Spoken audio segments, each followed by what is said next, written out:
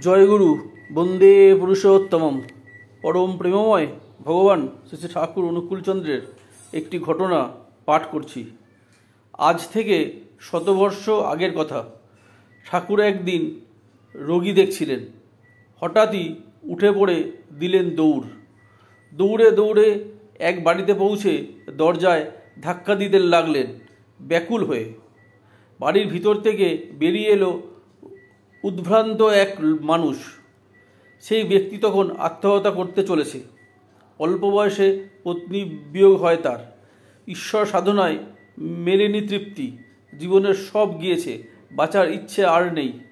হয় ঈশ্বর তুমি আমার সাধনে প্রকট হও, নয়তো আমি এ প্রাণ দেব। ঠাকুর এসে আগলে দাঁড়ালেন তার পথ। আকুল আবেগে তাকে আবার উজ্জীবিত করলেন তিনি।